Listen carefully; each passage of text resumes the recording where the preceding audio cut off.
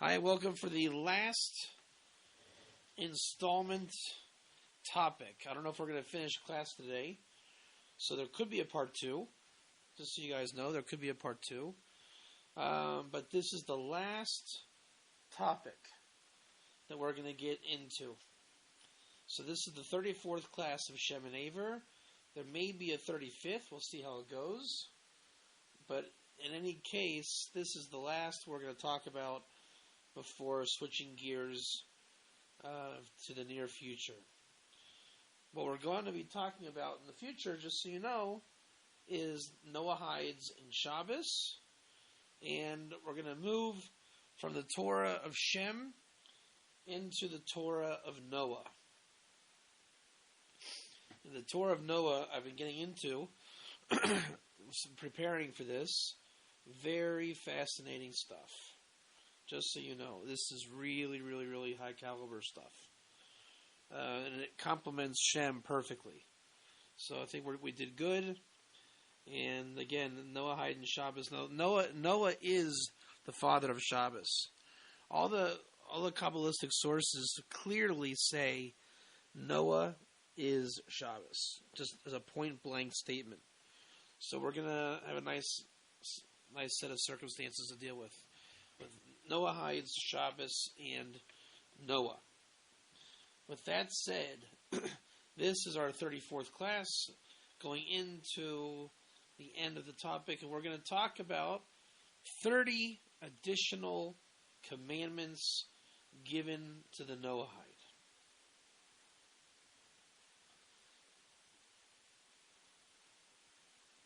We're going to talk about the nature of 7 laws, the nature of 30 additional, the nature of commandments in general, and how it works itself even in the Messianic age, and what is the function of the King Messiah in the end of days, and his relationship to the Noahide.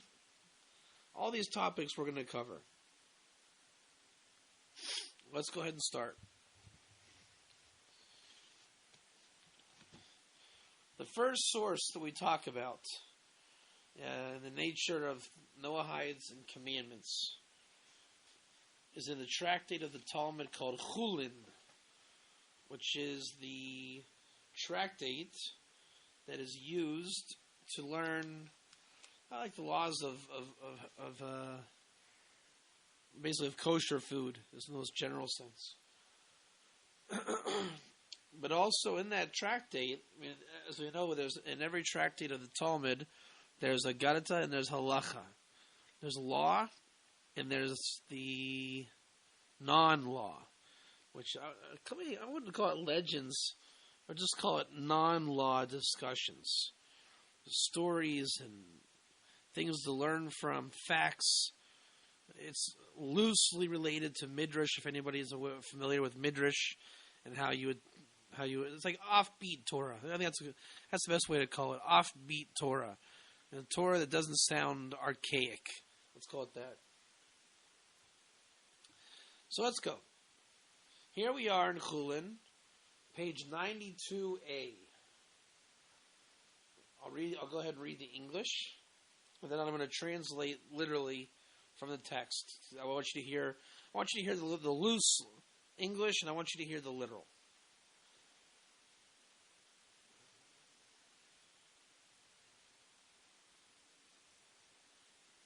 So I'll go ahead and get a lead start. Don't expect to understand the beginning, because when the Talmud introduces a Gadata, or the Midrash, it comes on the heels of a law issue.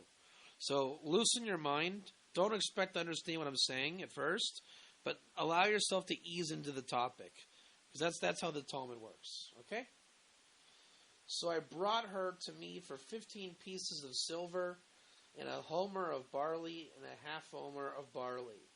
Said Rabbi Yochanan in the name of Rabbi Shimon ben Yehud-Tzaddik, the word kira must mean buying. For so if it is written in my grave which I bought, kariti for me. For 15, that's a quote, that is the 15th day of Nisan. So you see what's going on? He said for 15, and he's saying there are 15 pieces of silver. So the rabbis are saying that 15 pieces of silver is a explanation or hinting or alluding to the 15th day of the month of Nisan that Israel was redeemed out of Egypt. Pieces of silver, these are the righteous. So they're saying there's a verse that really is describing different process in Torah. The 15 pieces, those are a hint towards the Exodus. And pieces of silver, that's the righteous. For it is written, he has taken the bag of silver with him, and a homer of barley, and a half homer of barley. These are the 45 righteous men, on account of whom the world continues to exist. But I know not whether 30 of them are here in Babylon, and 15 are in the land of Israel, or 30 in the land of Israel, and 15 here in Babylon. But when the verse says, and I took the 30 pieces of silver and cast them into the treasury in the house of the Lord, I know that 30 righteous men are in the land of Israel, and 15 are here. Said Abaye, a rabbi's name is Abaye, most of them are to be found in the synagogue under the side chamber. And I said to them, if ye think good, give me my hire, and if not, forbear. So they weighed out for my hire 30 pieces of silver.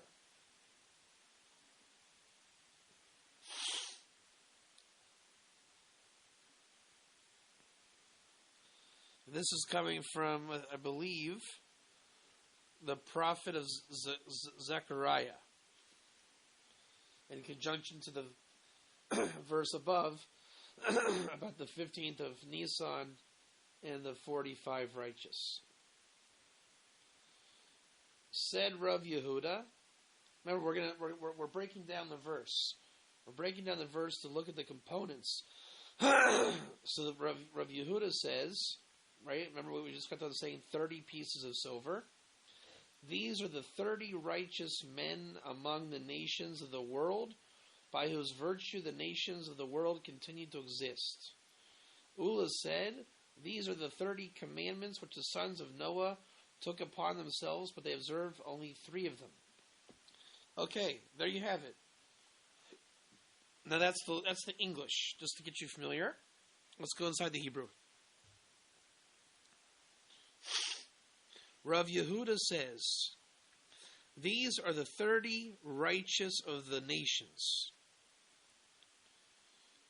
That the righteous nations of the world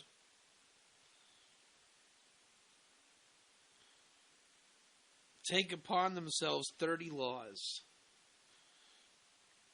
I'm sorry, not 30 laws. The 30 righteous men maintain the world. Forget the laws. 30 righteous men maintain the world. Ula says, the name of this rabbi named Ula, these are 30 commandments that the Noahites are to take upon themselves. Not did, but will in the future. Will take upon themselves 30 laws, but in the meantime, they only do 3 laws. Now, you guys should be hearing something very funny coming out of my mouth. I'm telling you that there's 30 in the future, yet they took on 3. What's the obvious question? Can anyone type it in the screen? What is the obvious question here?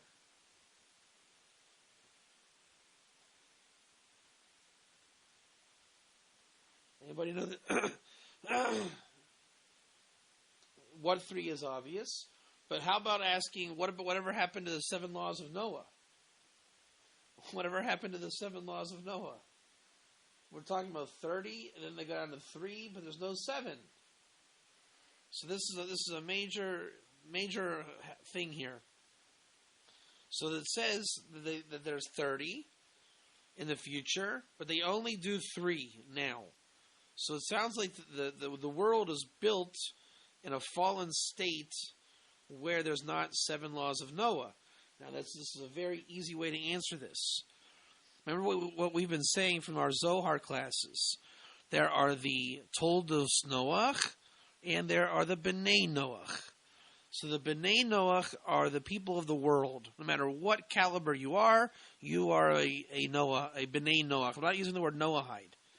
And then there's, if you are a Noahide, then you become what's called Toldos Noach, the direct offspring of Noah, what was Noah's thing? Righteous. And then you would say, don't read 30 commandments, rather read 30 righteous. That of the Toldos Noach, the world is maintained by 30 sublime Noahides. So the Midrash that we're going to end with either today or next week talks about the nature of the 30 righteous of the world. They're called 30 Giborim, 30 mighty men. Those mighty men are compared to Abraham. You know what? I'm going to go ahead and read it to you now. I'm going to skip ahead and read the Midrash. That way I get it out of the way, and we can move on. 1 second. So Ula, remember our rabbi friend Ula says the 30 in context in the verse that we're talking about in the Talmud says 30 righteous men. And I remember the other opinion is it's 30 commandments, and they're both right. It's two different views on one verse, but both views are correct. There's different points of view. So here we go.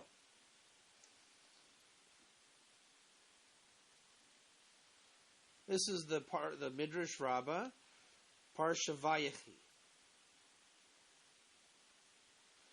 Amar Rabbi Chani, Ein Yisrael tzrichin letalmudo shel melech haMashiach latid labo. Israel doesn't need the scholarship of the King Messiah for the future to come. As it says in Isaiah, on him the nations will seek him, not Israel. The nations is referring to the Noahites. If so, for what does the King Messiah come, and what is he coming to do?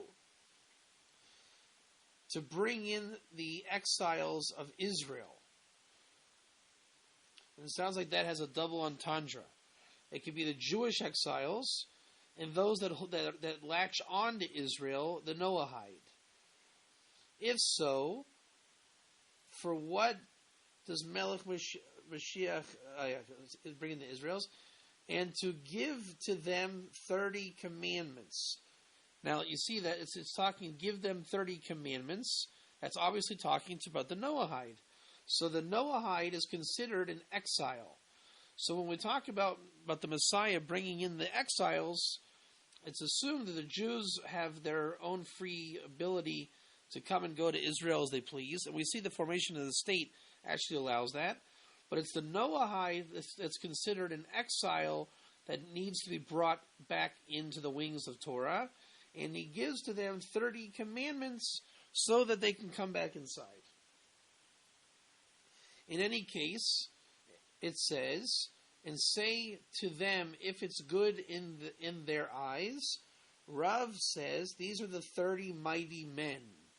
Rabbi Yochanan says these are 30 commandments. So let's look in the commentator. What is the 30 mighty men? 30 mighty mighty men are 30 righteous that are called silver. As Rashi, the commentator, explained in the Yerushalmi Talmud, if 30 righteous people, then the world is not missing from them until that it says in Abraham will be. This is, I believe, a verse. And will be is the gematria 30. As it says, good is the song of God that causes 30 righteous people like Abraham. So 30 mighty men. That's the straight translation. I'll go ahead and translate it in proper English so you can understand. 30 mighty men, 30 righteous people are called silver, as Rashi explained in the Jerusalem Talmud. As it says, if there are 30 righteous souls, that the world is never devoid of them.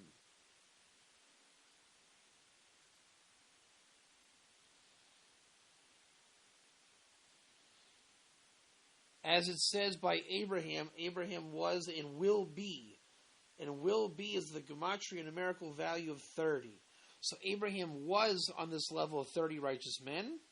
And will be, if the world has continued its existence on 30 righteous souls. And the 30 righteous souls are like Abraham. So what does that mean? That there are Noahides like Abraham. What did Abraham do? He was so involved in Torah that he actually took on everything in the Torah, but not as as a proper Jew. He did it basically. One of the 30 commandments we're talking about is to be osek, or involved or busy in Torah. The Rambam says a Noahide can take on all of the laws of the Torah and under certain intentions. So, the stronger the service of God of the Noahide, as a Noahide, really accentuates his righteousness and it maintains the world. It's not about level of who's better or who's less or wanting to be Jewish. It's being a Noahide for the sake of being a Noahide and taking the Noahide as far as it can possibly go while remaining Noahide. That's considered the 30 righteous of the world, like Abraham. And the last opinion in the Talmud says, remember we had two opinions. One is 30 mighty men, one is 30 commandments. And he said to him, to Rabbi Yochanan, Lo shmiya larav she'ena medaber ela b'umas ha'olam. These topics of the 30 commandments and the 30 mighty men are only in regards to the righteous of the nations of the world. So therefore we can say, what does the Messiah come to do? He comes to bring in the Noahides, teach them 30 commandments, and basically uphold 30 righteous Noahides like Abraham. That's the Midrash. So that's the function and job of the King Messiah. Because Israel doesn't seek the scholarship of Messiah. Why that is, that's a good question. Not sure. So there we have it. There's the 30 righteous men, like Abraham. Now back to our Gemara, our Talmud. So there's 30 commandments given on top of the 30 righteous that hold up every generation of the Noahide. So the general Noah offspring of the world, who perpetuate the sin of Adam, they do not keep 7 laws of Noah. Much like a Jew that does not take upon himself the yoke of heaven, he then doesn't take on 613. So it's the same thing. There's the shirking of the yoke of heaven. So the people of the world, basically Jew and Noahide, they don't keep any laws. But the Noahide proper, he keeps 7, and he's anticipating 30 in the Messianic era. So what is the law of the world? Right? The Jew that doesn't keep 613 is lost. That's why the Jews are in a fallen state. If they don't keep their 613, they're lost. Because there's not a fallout general principle to live by. In fact, there kind of is, though. The prophet Habakkuk says the whole Torah can be summarized in one commandment. The righteous lives in his faith. So I think that's the Jewish soul. If he doesn't keep 613 laws, he's thinking, just to be righteous, live by your truth. So the Noahide that doesn't keep 7, he says the world took on 3. What are the 3 laws the world stands on? Not to engage in the marital contract amongst men, not to eat dead flesh of human beings in a market, and to uphold the honor of Torah. So those are the 3 laws that the world lives on. When Shem came out of the ark with Noah, the world was built on two things: kindness and righteousness, chesed and tzedakah. Now, so therefore you have the three laws the world stands on. A Noahide who becomes a proper Noahide finds 7. In the future he finds an additional 30.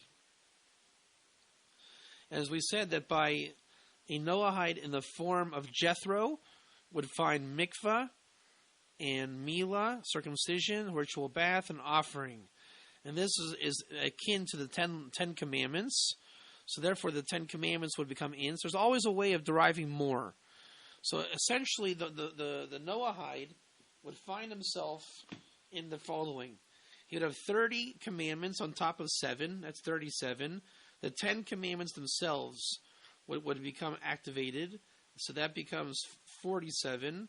And the righteous lives in his faith. The 30 righteous men in the world bring that in. And what that does is it gives you the gematria 48. And 48 is the gematria ba'oleh, in the tense of. As in ba'oleh Shem, in the tense of Shem. It can also mean ba'elokeh, with God. So there's a possibility of 48 laws. And then when you have the righteous lives in his faith, what you find then is there's a 613 that are possible.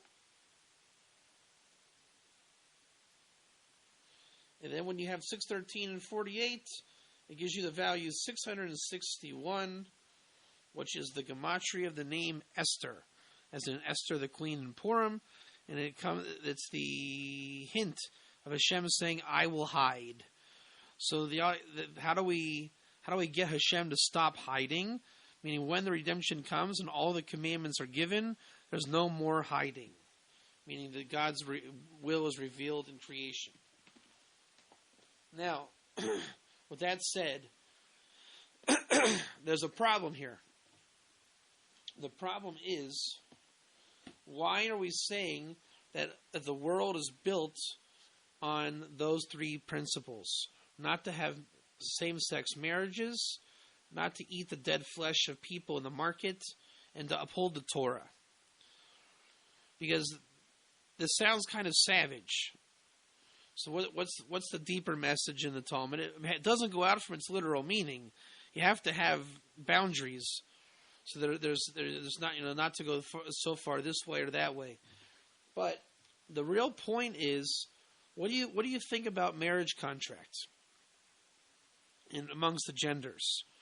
So what the real deep idea here is, don't be so righteous. Like the King Solomon says, don't be so righteous of he who thinks he doesn't sin. Every great empire the world's seen has turned to homosexuality as a form of righteousness. We are so liberal, we even liberate this. So that's what the nations are saying. They're saying, we're not going to become too righteous. It's not literal, like we swore not to be righteous. It means we're not going to be self-righteous. We're not going to become pompous. That we are more righteous than God. So the nations of the world say, in the upholding of the 3 laws, we're not going to be so liberal as to make the world rogue.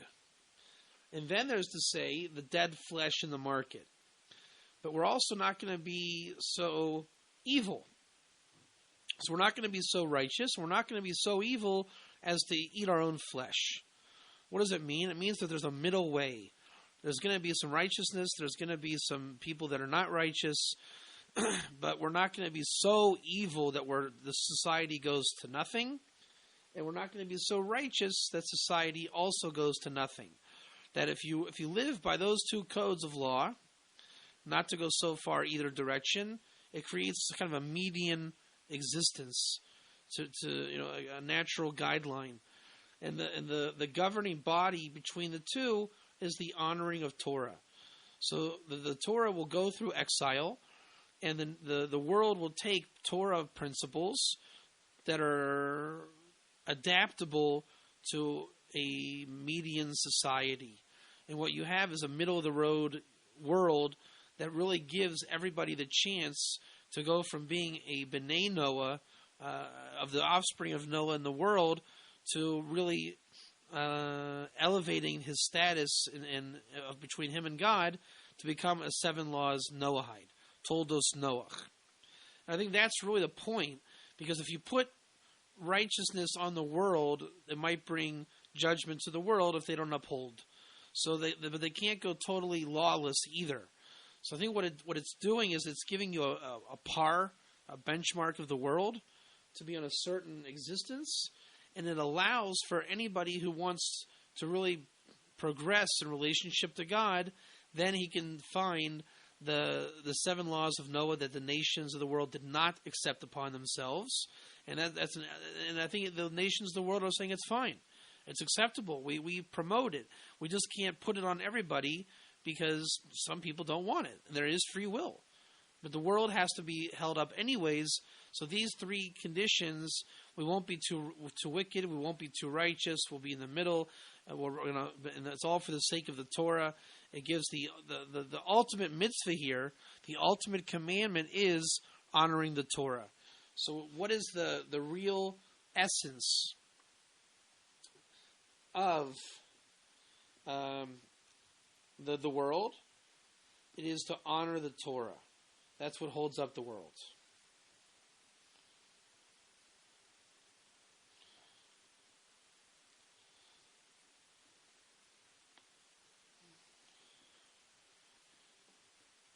So the interesting thing is that when there's something called Chesed, Gevurah, and Tiferes. There's the kindness, the strength, and the harmony.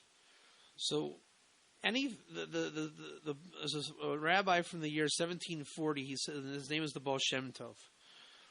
Anything that's too loose in kindness has to be expressed by a judgment or a harsh decree.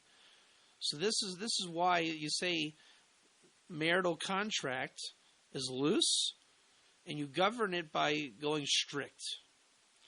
And if you become too strict, you'll get to the point where the flesh in the market. Then you say, but don't become too strict. Loosen up. So therefore, the strictness needs to return to the looseness that we mitigated above it. So being loose requires a strictness. The strictness then requires a looseness. Therefore, we don't go to the death. We don't go to the full liberation. What is left is the median way, the path of truth. And that truth is ideally the honor of Torah. And what's the revelation is that the world is Torah conscious. And why do we know that? Because it says that on Har Sinai, on Mount Sinai, the whole world heard the giving of the Torah. So what's the biggest proof? That the world today still continues to exist on the merit of honoring the Torah that it heard at Mount Sinai with everybody else. And what's the even bigger miracle in that is that you only become a Noahide if you accept the laws through Sinai. So Sinai has to be upheld for there to be the Noahide opportunity to go through Sinai. So this is a miraculous thing. The world endures through the Torah through Sinai, and the whole idea is to allow Noahides to become Toldos Noach through Sinai by the world upholding the Sinai tradition. So Sinai basically is holding up everybody, Jew and Noahide alike. And that is the Talmud on that topic. Any questions so far?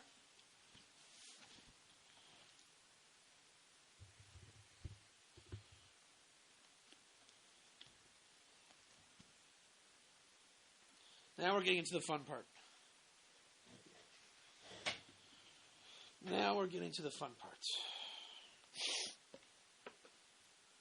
So the question now is, what are the 30 laws? Right?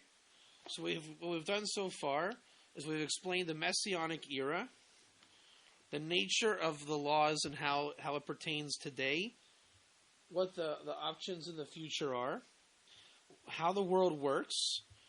The world has a merit of basically an innate righteousness of how to steady the ship to get to the Messianic age. The furthest extent that righteousness goes for the Noahide.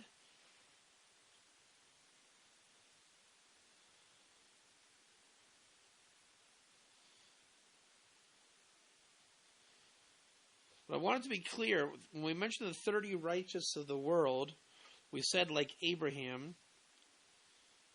It should also be noted that there's basically 3 types of righteous. There's the righteousness in the pursuit of the commandments as Abraham.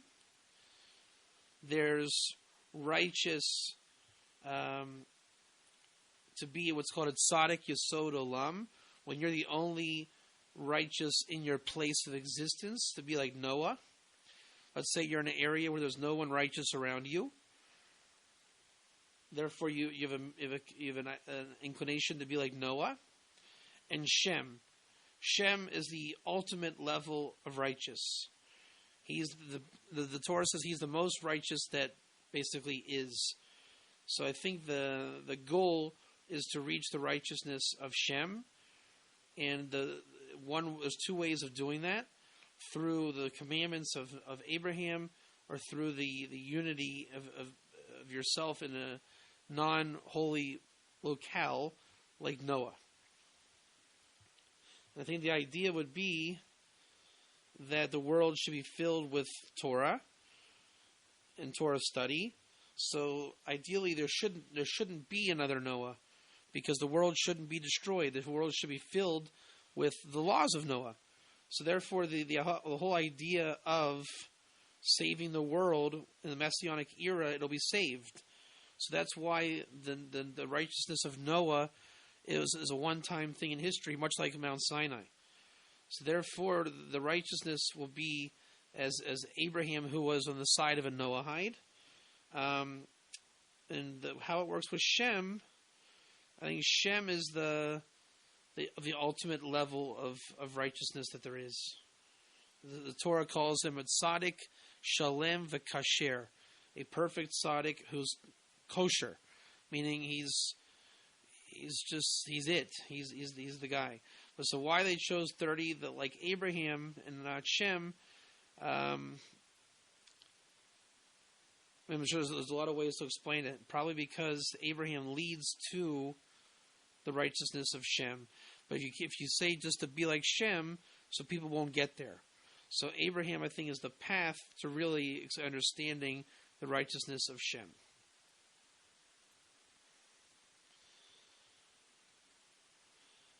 Okay, 30 commandments. You guys ready?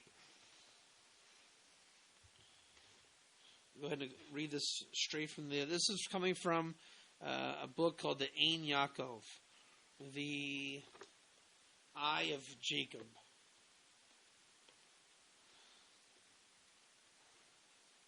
So in the Talmud, they explain the 30 commandments.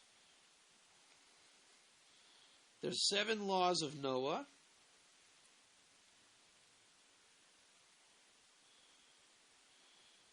And there's an argument about what are the derivatives of the 7 laws of Noah. And it comes out that there's 30 in total. So the 7 laws are called klalim, like figureheads.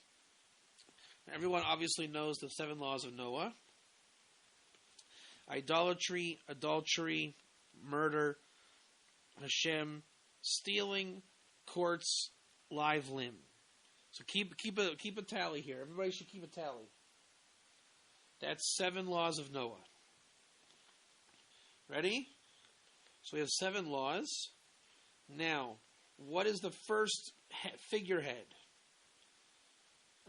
Idolatry. So now we're holding at 1. Everyone count 1. Now, passing our idolatry has all the idolater practices. Passing through the fire, that's 2. What's something that's called kosim onen, 3. Divining or guessing, 4. Witchcraft, 5. Chover chaver, 6. Ov, 7. Yedoni, 8. Inquiring of the dead, 9. And being connected to astrology, 10. Now, some of those things they're the Hebrew, and I didn't explain them because they're probably a very intricate idolatry, and I'm going to teach these 30 over time. So these are going to be a major foundation. So getting into, for example, Ov and Chover Chaver and Yedoni and Kosim Ma'onin, I don't know what those are either. I know the Hebrew, but I don't know what exactly Hashem doesn't like with those things. So we'll go over it in the future. But now you have 10. So there's 10 laws.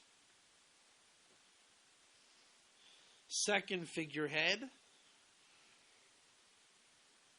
Arias, adultery, immorality. And what's included in that is we're going to get another 7. No, wait. We're going to get another 7.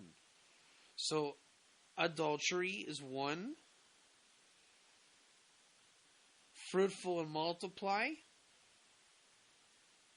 is 2 more. That's 3. The same sex marriages, or being together, 4. Bestiality, 5. Something called Saurus, 6. And hybrid, right? Making hybrids in the world, 7. So now you have 17.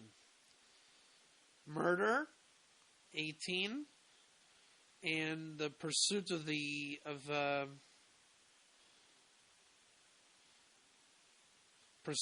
innocent, 18. Blessing God, 19.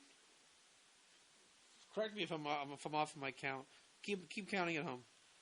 And honoring of the Torah. As we said, that was one of the ones from the Chulin. Right, so how many? That's the end of that. 1 second. To be busy in the Torah, osek b'Torah. They don't use the word learning, limud. They use the word osek, to be busy, deeply invested in the Torah. That the Bnei Noach, the Noahites were to be like the Kohen Gadol. So that's 3 more. So that's 17, 19, 22. 22 laws. Stealing, 23. Stealing the Torah as a exclusive right. That's another one. So that's 17, 19, 22, 24. Court system, 25. Sabbath, as the Jew would do Sabbath, and not a Noahide Sabbath, 26. We're going to explain why all these laws are the way they are, but this is the 30. Live limbs, 27.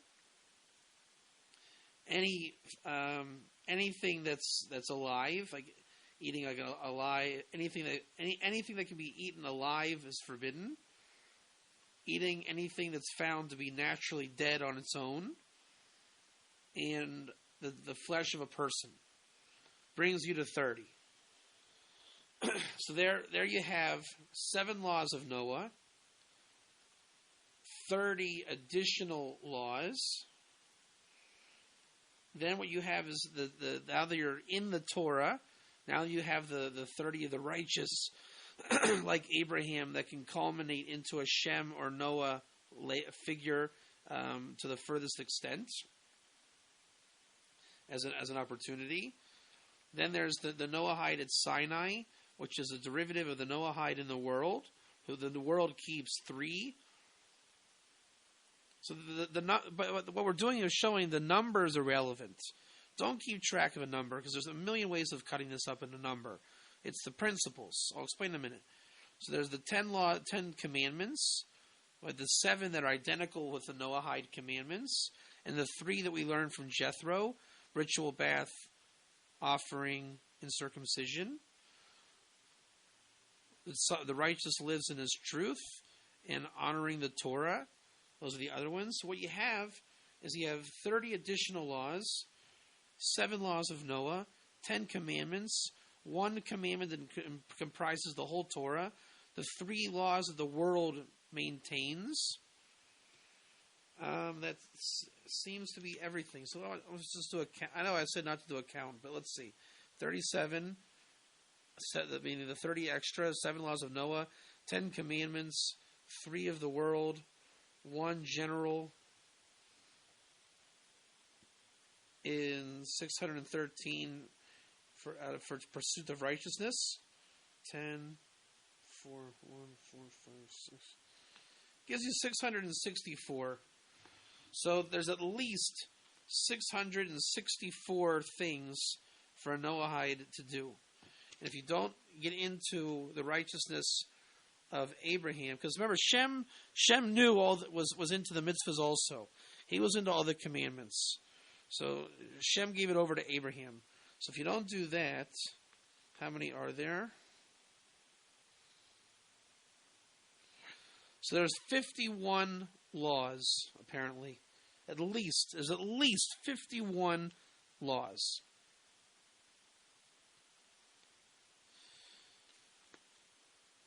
At least 51 different things to focus on. 30 extra laws, 7 laws of Noah, 10 commandments, which is the inclusion of the 3 from Jethro. Righteous lives in his truth, upholding the Torah, and the 3 laws the world lives by. And we'll stop there. There you have, we've ended the course, 34 classes strong.